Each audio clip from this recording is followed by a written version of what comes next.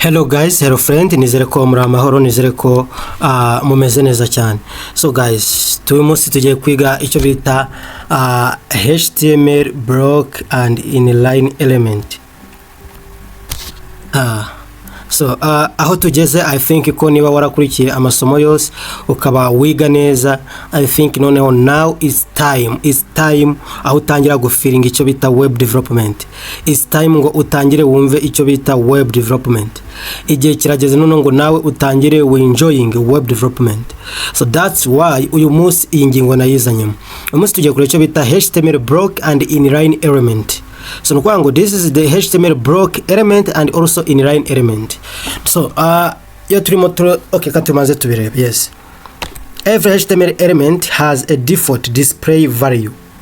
Kwango buri HTML element ifite uburyo by default yi displaying, just a displaying a value yayo. So depending on what type of element it is, bitewe na type ya element yariyo, means that shobora kuba ari block cyangwa se ari inline element. Kuri CSS warumvishe icyo bita HTML block na so waramenye icyo bita HTML block element na inline element, uziko zitandukanya bizagufasha cyane. So hano rero nkuko mubona baratubwira ngo they are two display values, block and inline.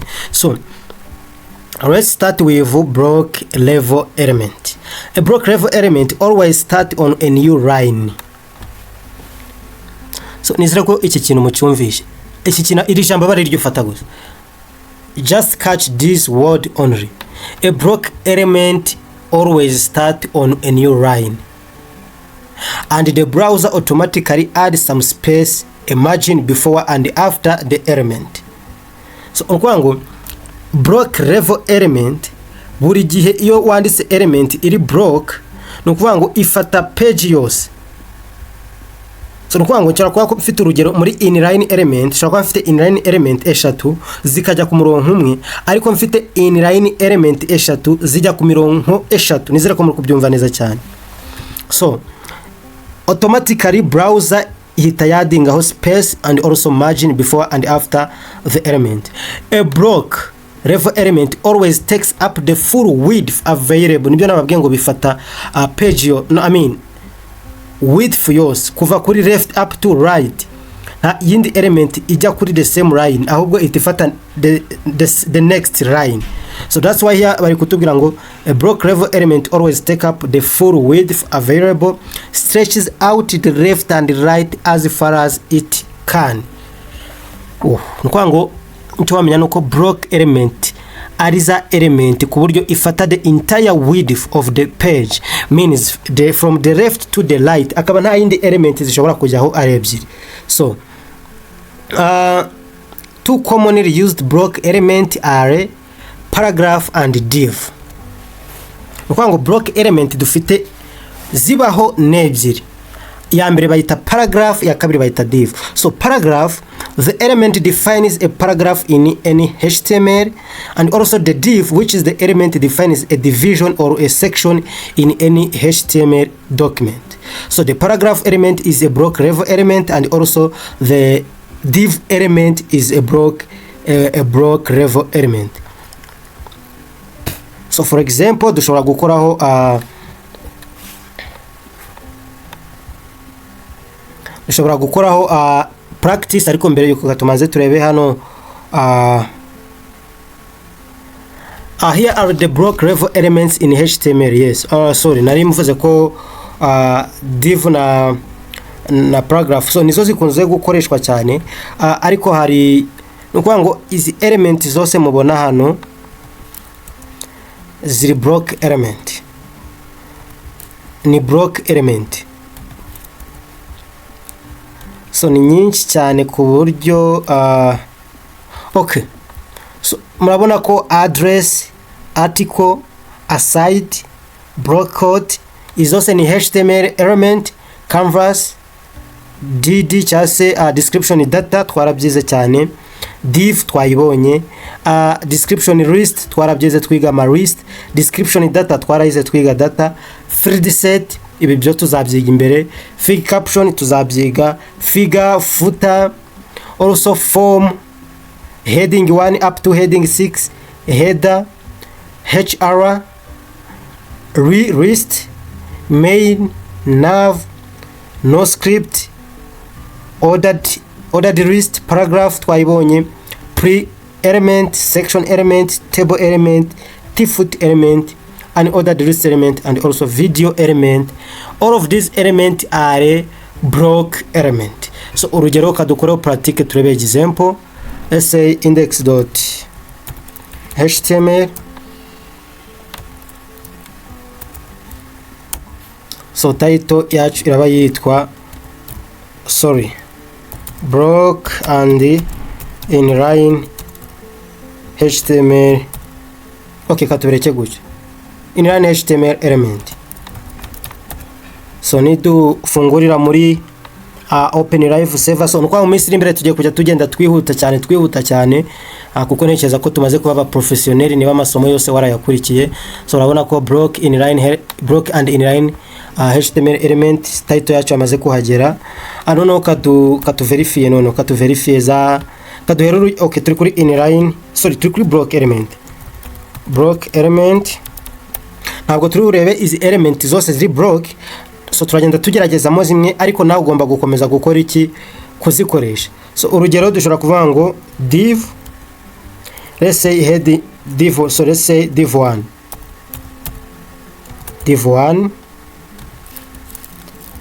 div 2. Nitugaruka hano muri browser, div 2. Nitugaruka hano muri browser, nukuvuga ngo urabona ko utu tugambo ni duto ku buryo aka katari gakwiye kuba hangaha ngo naka kaze ku murongo wa kabiri, ariko kubera ko div iri block element yafashe uyu mwanya wose, nukuvuga ngo kuva hano kugeza ino uyu mwanya wose yawufashe. Even ni div ya kabiri umwanya wose yakoze iki yawufashe. Why? Kubera ko biri ari block element. So indi wenda dushobora kurebaho example ni paragraph. Let's say paragraph 1, paragraph 2. Nuza ukareba urahita ubona ko noneho na paragraph, nukuvuga ngo iyi paragraph wenda yakaje kaza hano, ariko urabona ko iyi paragraph ya mbere isifata entire line. Nukuvuga ngo nayo iraje igafata div yose, nukuvuga ngo width yose uyu mwanya wose ikawufata, ndetse niyi ikawufata, ahubwo iyikurikiye itijya ku hehe ku murongo wa kabiri. So this is the block element levels. So ushobora gukomeza gukoresha izi element, ugakoresha ama description data, ugakoresha za feed list, za feed set, za main, za pre, za URL, za video. So simwe tuzazireba no mu minsi imbere. So I think ko none mwumvisho bita block element. Block element ni za HTML element ku buryo element ifata entire space, entire width of the page, ku buryo iyikurikiye na hit ifata second line. Yes, ariko none reka turebe ico bita inline element. So any inline element does not start on a new line. Nizere ko hano byumvishe cyane. Any inline element does not start a new line. Any inline element only takes up as much width as necessary. Nukuvuga ngo inline element zo ntago zifata entire space, entire width, no. Ahubwo nukuvuga ngo niba wanditse tuvuge iri jambo element, nubundi width bizafata bizaba bingana na width ikuyemo iri jambo gusa. Kuryo niwongeraho nindi element nayo izahita ikomereza. So ya mbere dushaka kuvuga ngo span element is inside a paragraph, means that span also is inline element. So yes, span is inline element. Kuko ubona dushaka kuvuga ngo span hello world, here are the inline element in HTML. So nkuko tubibonye, ya mbere twabonye ni span, ya kabiri ushobora kubona link element, cyase a attribute, abbreviation, acronym, b bold, video tag, big tag, break tag, button, site, code, DFN, emphasizes, italic, input. All of these strong span, time, var, sub, text area. So okay, kadukoresha some so rukuvuga ngo izi element. So icyo nanshanga mumenye uyu munsi nuko muri HTML, muri izi HTML element dukoresha hari iziri block hakaba n'iziri inline. So iziri block twazibonye n'iziri inline murabona ko ni isingizi zose. So nibikunda ndibuze gushira link muri description ku buryo ushobora kuba wareba izi izi element zose. So kadukora practice kuri inline element. Hano kanshireho comment tuvuge ngo inline element. So nkuko tubibonye kaduhere kuri span. Tuvuze ngo span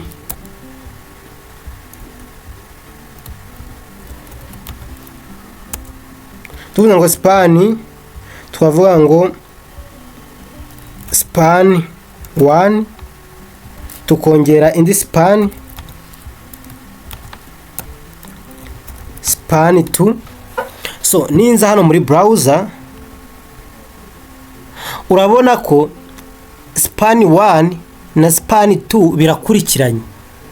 Ntabwo iyi span 2 yayisiza ngifate ngo second line, no.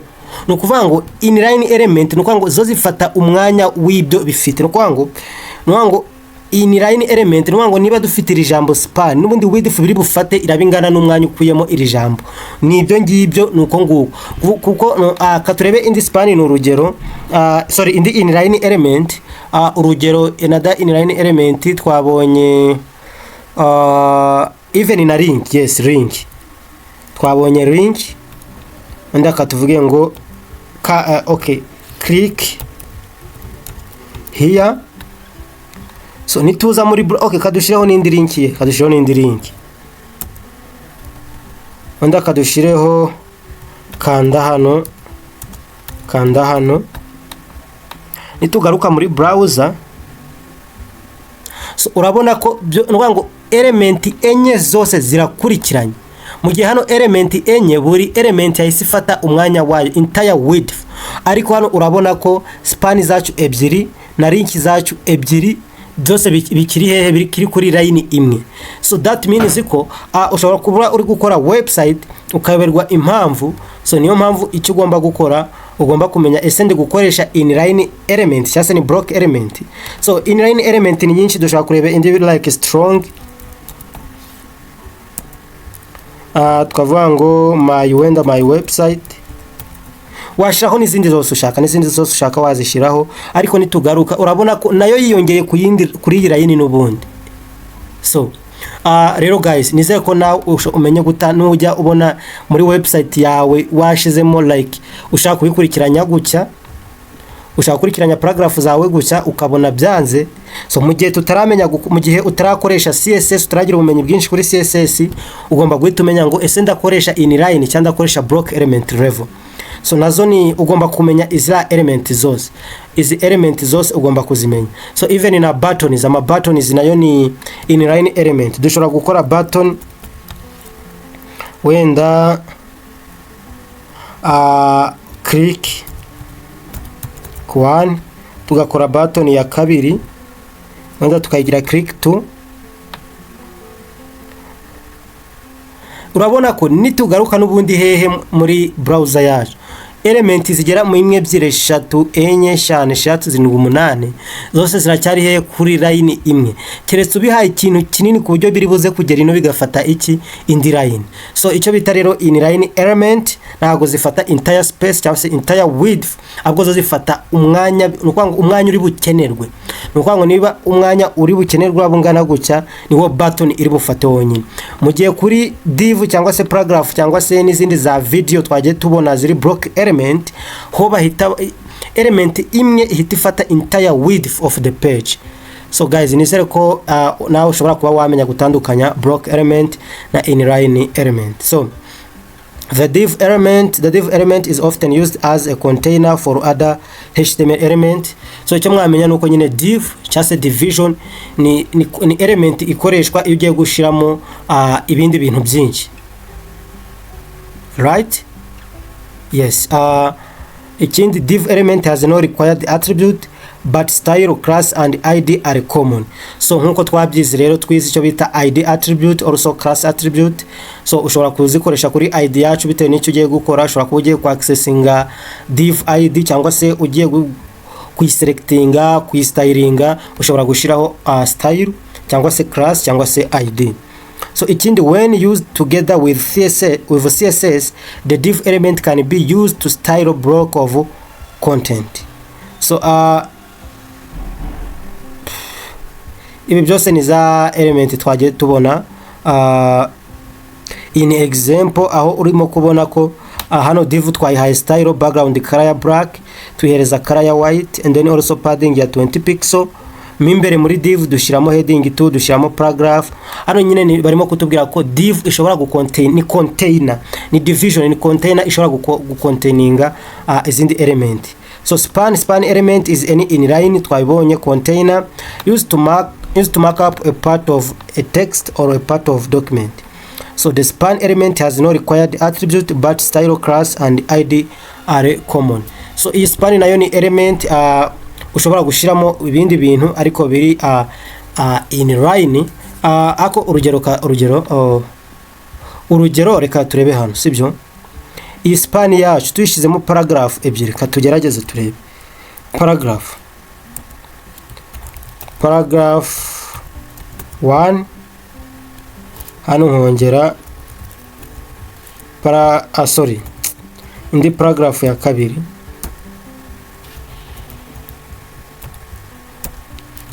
paragraph 2 biri muri inline element muri span yacu. Katurebe ko birakomeza kuba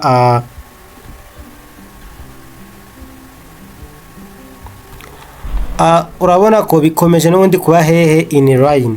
So sorry, bikomeje kuba block element. Let me check here,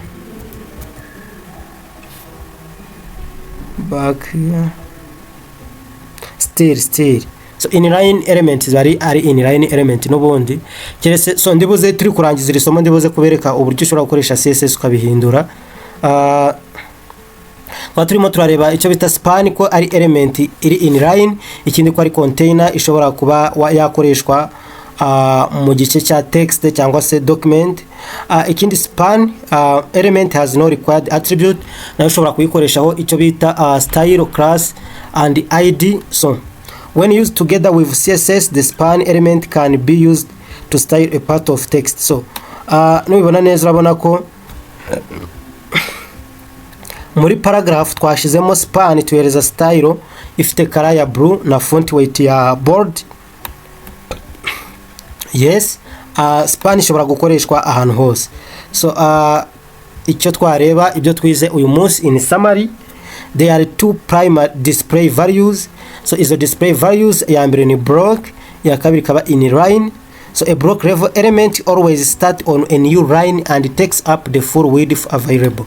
So nkuko twabonye block level element always start on a new line. Twabonye ko dufite paragraph ebyiri, ya mbere igahera ku murongo wa mbere, ya kabiri nayo igahita ijya guhera ku murongo wa kabiri. So mu gihe inline element does not start on a new line and it only takes up as much width as necessary. So nukuvuga ngo mu inline element ho zifata umwanya ukenewe, ntabwo zifata entire width. Mwabonye ko element 8 zagiye ku murongo umwe. So the div element is a block level and is often used as a container for another HTML element. So nkuko twabibonye, ikindi cyo wamenya, div ni element iri block level ariko nanone ikaba container, aho ishobora gucontaininga cyangwa se kubika izindi HTML elements zikaba zajya inside ya div. So tuzagenda tubibona cyane nidutangira gukora ama project ari problem solving. So ikindi twamenya nuko span element is any inline container used to mark up or a part of a text or a part of a document HTML tags. So span ishobora gukoreshwa muri HTML element runaka, muri div, muri paragraph cyangwa se mu yindi element runaka mu gihe ushaka kumakinga ikintu cyangwa se kugaragaza ikintu. Yes. Ikindi nuko twabonye so div defines a section in a document, block level and also span. So twibanze kuri izi element ebyiri kuko ngo iyi div tuyikoresha dushiramo izindi element, mu gihe iyi span yo ishirwa mu zindi element. Yes, thank you so much, thank you. Noneho reka mbereka akantu gatoya kuri utu wenda turangirijeho. So hano icyo barimo bavuga ni urugero. Okay, iyi span hano kanyikure urugero, dufite paragraph wenda katuvuge our website is, noneho kubera ko hari icyo ushaka gukora, hari text ushaka kumakinga muri website yawe, ushobora guhita ukoreshamo span kugira ngo ubone ukuza gustylinga. Wenda muri span ukashaka ngo our website is imodoka Rwanda limited.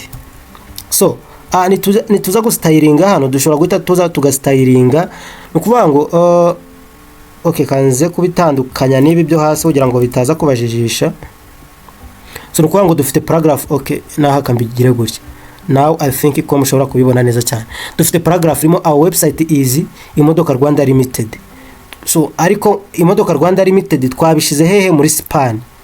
Why twabishize muri span? Twabishize muri span nuko gukora ko iyi imodoka Rwanda limited tugiye guyistylinga, twanga wenda urugero style color wenda blue. So nukuvuga ngo ntabwo twaza gustylinga iyi paragraph, iyi text yose yahita iki styling, ariko ubu ngubu text twashize muri span niyiraba iki styled. So noza kubireba urabona ko our website is imodoka Rwanda limited, ukabona ko Rwanda limited iri hehe? Iri mu ibara ry'ubururu. So guys, iki nicyo barimo baratubwira. Ikindi nuko kuri ibingi kuri div, icyo barimo batubwira nuko iyi div ushobora kuza ukayishira hano and then ikaza igacontaininga ibi bintu byose. Tuzagenda tubireba neza cyane, ukaba waza ukayifungisha hano, byose bikajya hehe? Muri ya div yacu imwe. So guys, I think that's it for today. Thank you for watching. Nizere ko nawe ushobora gutandukanya block element na inline element. So noneho urugero akandi ga CSS mushobora kumenya, kuri izi block element tuvuga urugero kuri izi div hano, katuzigire an comment. Ushaka kuzigira inline element ukoresha CSS ukavuga ngo style, ugashiraho display, then ugahita uyihereza value yitwa inline. So ni washiraho inline, niyi ngiyi katuyihereze style display inline. So nukuvuga ngo zari block element ariko dukoresheje CSS tuzigira inline. Nitugaruka muri browser yacu, urabona ko div ya mbere ije hano na div ya kabiri bikajya ku murongo umwe, means that ko bihise bikora iki? Bihise biba inline element. Bishatse kuvuga ko na element za inline na element za inline washatse wazigira block element dukoresheje ira CSS. So guys, ntabwo nshaka gukora amasomo maremare, nshaka kujya nkora amasomo magufi mwumva mukajya mukoresha. Nizere ko iri somo rigufashije kandi neza cyane. So guys, thank you for watching. Ariko icyo mbasaba mukore subscribe, like, share na comment. Wandike muri comment tubwire uko isomo waryumvishe, tubwire uko bibona, uduhereze compliment, duhereze niba ari ugushimira ushimire, stuff like that. Niba ari ugusharinga usharing. So thank you guys, thank you for watching. Remember to subscribe, like and share.